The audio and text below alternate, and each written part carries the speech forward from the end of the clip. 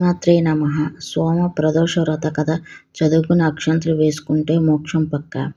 ఏ వ్రతమైనా, నోములైనా, పూజలైనా వ్రత ఫలం సంపూర్ణంగా దక్కాలంటే శ్రద్ధ, భక్తి అవసరం. ముఖ్యంగా నోములు, వ్రతాలు ఆచరించేటప్పుడు ఆ వ్రత కథలను చదువుకుని శిరస్సున అక్షంతలు వేసుకుంటే వ్రత సంపూర్ణమైనట్లుగా అర్థం. సోమ ప్రదోష వ్రత విధానం వివరంగా తెలుసుకుందాం. కాబట్టి వ్రత కథను కూడా తెలుసుకుందాం. సోమ ప్రదోష వ్రత కథ. శివ మహాపురాణంలో స్త్రీలు నోములు వ్రత కథలు పుస్తకాలు ప్రదోష వ్రత కథ ఉంది. పూర్వం ఒక నగరంలో బ్రాహ్మణి స్త్రీ ఉండేది. ఆమె భర్త చనిపోవడం వల్ల తన స్వశక్తితో కష్టపడి కొడుకును పోషిస్తూ జీవనం సాగిస్తుంది. ఒకరోజు బయటికి వెళ్ళి తిరిగి వస్తుండగా ఆ రాజు బ్రాహ్మణి స్త్రీకి గాయపడిన ఒక స్థితిలో ఉన్న యువకుడు కనిపించాడు. ఆమె దయతో అతని ఇంటికి తీసుకుని వచ్చి సఫరులు చేసింది. తర్వాత కుర్రాడు విదర్భ రాజకుమారుడని తెలుసుకుని శత్రు సైనికులు అతని రాజ్యం మీద దాడి చేసి ఆ యువకుని తండ్రిని బంధించి రాజ్యాన్ని తమ ఆధీనంలో తీసుకున్నారని తెలుస్తుంది. రాజకుమారుడు బ్రాహ్మణి స్త్రీ కుమారుడితో కలిసి అక్కడే నివసిస్తూ ఉన్నాడు.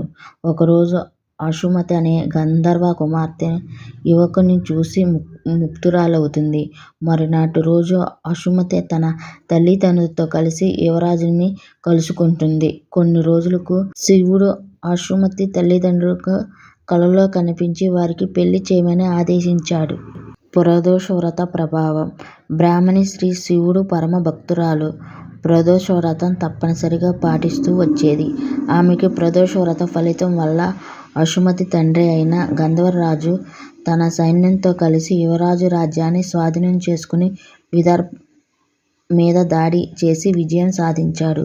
శత్రువులను తరిమివేసి యువరాజు తండ్రిని కూడా బందీ నుంచి విముక్తి చేశాడు. అందుకే ప్రదోష వ్రతం నాడు ఉపవాసం ఉండి శివుణ్ణి ఆరాధిస్తే భక్తుల కోరికలు తప్పకుండా నెరవేరుతాయని నమ్ముతారు. యువరాజు ఆ బ్రాహ్మణి స్త్రీ ఆశ్రయాన్ని పొందిన తర్వాతే తన కష్టాల నుంచి ముక్తి పొందడంతో పాటు తన తండ్రిని కూడా శత్రువుల రాజ్యం నుంచి విడిపించాడు. అందుకే ప్రదోష వ్రతానికి అంతటి ప్రాముఖ్యత ఉంది. భక్తితో సోమ ప్రదోష వ్రతాన్ని ఆచరించిన తర్వాత ఈ కథను కూడా చదువుకుంటే సోమ ప్రదోష వ్రత ఫలం సంపూర్ణంగా దక్కుతుంది.